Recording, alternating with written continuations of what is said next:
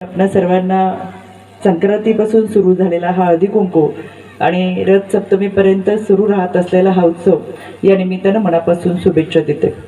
खरं तर हा हळदी कुंकूचा सण आपण पाहतोय संक्रांतीपासून रथ सप्तमीपर्यंत आपण आपल्या अनेक भागामध्ये हळदी कुंकूच्या निमित्तानं आपल्या महिला भगिनींना बोलवतो, मैत्रिणींना बोलवतो. पण अनेक पूर्वीपासून प्रथा पाहतोय 10 घरामध्ये आमंत्रण दिलं की 11वं घर आपण घालतो, 12व्या घरामध्ये परत आमंत्रण देतो. त्यांना विचारलं की हे घर का सोडलं तर ते सांगतात की तिथं विधवा महिला राहतात. मग मला आवर्जून असं वाटतं की खरं तर ती विधवा की सधवा तिला ठरवण्याचा अधिकार आपला कोणाचाच नाही, कारण की जन्मजातच तिला काही कुंकाचा हक्क घेऊन ती आलेली नसते. कुमारिका म्हणून आयुष्य जगत असताना तेव्हाही ती कपाळावर टिकली लावते, कुंकू लावते. मग विधवा म्हणून तिला असं हिणवण्यात काहीच अर्थ नाही. राज्य महिला आयोगाचे अध्यक्ष म्हणून मी महाराष्ट्राच्या कानाकोपऱ्यामध्ये फिरते. शहरी भाग, ग्रामीण भाग, आदिवासी वाड्या, वस्त्या, पाड्यांपर्यंत जाते. आज आमचं चांद्रयान चंद्रावर गेलं. आम्हाला अभिमान आहे. या चांद्रयान यशस्वी करण्यामध्ये 54 महिला होत्या ज्यांनी या चंद्रयानमध्ये सहभाग घेतला आणि ते यशस्वी करून दाखवलं. महिला भगिनी म्हणून कुठेच कमी नाही. खरं तर नवीन सृष्टी निर्माण करण्यात असताना तिच्या गर्भामध्ये जे मातृत्व असतं त्याच्यामुळे ही नवीन सृष्टी निर्माण होते.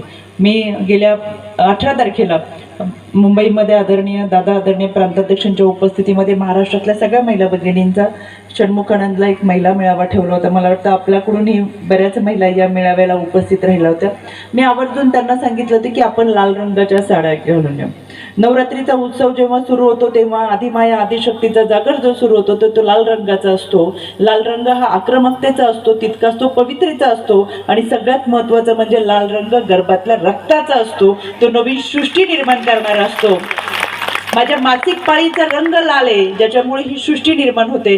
त्याच्यामुळे या लाल रंगामध्ये सळसळणाऱ्या रक्ताचा आहे जो अन्यायाच्या विरोधात पेटून उठतो आणि तोच माझ्या या मातृत्वाचा आहे. आणि म्हणून लाल रंग बऱ्याच वेळा समाजाची मानसिकता असते की लहानपणी म्हणजे मुलं लहान असताना जर पतीचं निधन झालं, आपल्याकडे अजूनही ग्रामीण भागामध्ये फार ह्या विदारक परिस्थिती आहेत.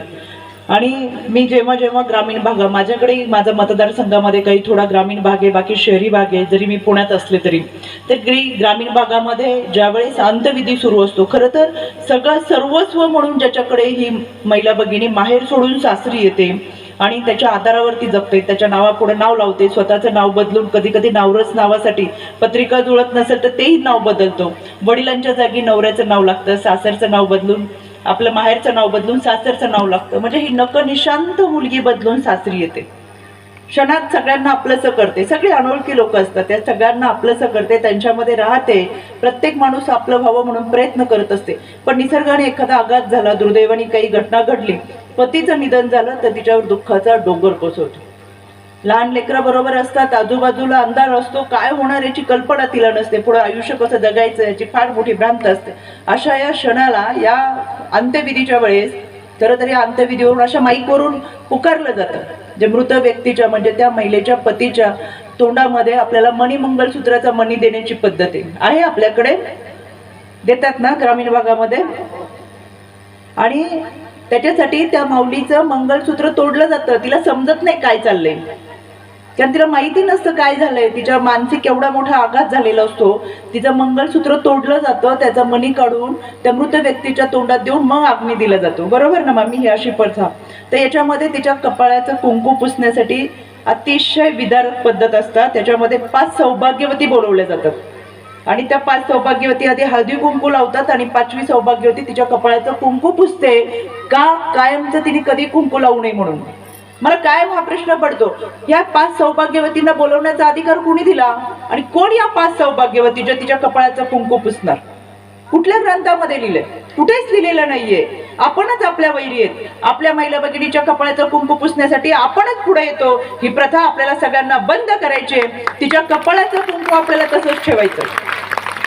माझ्या स्वतःच्या घरापासून मी सुरुवात केली. माझी 6 नंबरची काकू, मोठी माझी एकत्र कुटुंब पद्धत आहे. माझे काका वारले मागच्या वर्षी, त्यावेळेस मी सगळ्यांना घरात सांगितलं, माझ्या भाऊकीला गावात सांगितलं, कोणी काकूच्या कपाळाचं कुंकू पुसायचं नाही. तुम्हाला काकाच्या मुखामध्ये गळ्यातलं मणिमंगलसूत्र द्यायचं, तिचं मंगलसूत्र तोडू नका. तुळशीचं पान सुद्धा तितकंच पवित्र आहे, ते तुळशीचं पान तोंडात द्या आणि अग्नी द्या. आहे तशीच काकू राहिला पाहिजे. या मला समाधान वाटतं आज तिला पाहताना. तिच्या कपाळाचं कुंकू पुसलं नाही, गळ्यातलं मंगळसूत्र काढलं नाही, बांगड्या काढल्या नाही, जोडवी काढली नाही. आज आहे तशीच आहे ती. पतीचं निधन झाल्यानंतर त्या माऊलीला आयुष्यभराच्या खस्ता खावे लागतात. समाजाची अवहेलना पेलावी लागते. समाज वाईट नजरेने बघत असतो, त्यांचा त्रास सहन करावा लागतो. लेकरांना वाढवायचे असतात म्हणून काबाड कष्ट करायचे असतात आणि हे सगळं करत असताना तिला अनंत यातनांना, वेदनांना सामोरं जावं लागतं. स्वतःच्या भावभावना बाजूला ठेवून या समाजाची ती संघर्ष करत असते, लढत असते. त्यात तिच्याकडे समाज विधवा म्हणून पाहतो. मुळातच विधवा हा शब्द चुकीचा आहे. मी राज्य महिला आयोगाचे अध्यक्ष नात्याने महाराष्ट्र शासनाला मी शिफारस केली आहे वैशालीताई, आणि सांगितलंय शासकीय यंत्रणेतून विधवा हा शब्द काढा आणि तिला पूर्णांगिनी म्हणा, कारण ती पूर्ण ताकदीने हा संघर्ष पेलत असते. या समाजाची मानसिकता बदलण्यासाठी आपण पुढे आलो पाहिजे आणि म्हणून ग्रामपंचायतीच्या ह्या प्रथा बंद व्हाव्यात. वैशालीताई, आपण आता सांगितलं, पण गेल्या 2 वर्षापासून मी पाठपुरावा करते. आतापर्यंत राज्य महिला आयोगाच्या वतीनं मी सर्व कलेक्टरांना पत्र पाठवून प्रत्येक ग्रामसभेमध्ये बालविवाहाच्या विरोधातला आणि विधवा प्रथाच्या विरोधातला ठराव करा म्हणून सूचना दिलेल्या आहेत. माझ्या स्वतःच्या खडकवासला मतदारसंघामध्ये 29 ग्रामपंचायती आहेत. माझ्या 29 ग्रामपंचायती विधवा प्रथा मुक्त आहे. एकाही महिलेच्या कपाळाचं कुंकू पुसलं जात नाही. आणि मला आतापर्यंत महाराष्ट्रातून 5,500 ग्रामपंचायतीने निवेदन दिलेले आहेत की आम्ही विधवा प्रथाचा ठराव मंजूर केलेला आहे. मला सांगायला आणि मनापासून आज आनंद होतोय साधनाताई, मी या गावामध्ये येण्याचं कारण की मी हळदी कुंकाला त्याच ठिकाणी जाते जिथं माझ्या या महिला भगिनींचा सन्मान होतो. त्यांनी मला कुंकू लावावं, मी त्यांना कुंकू लावावं. त्याच ग्रामपंचायत 200 लोकांची असेल तरी चालेल. माझ्या विधवा महिला भगिनींचा सन्मान होत असेल तर मी तिथपर्यंत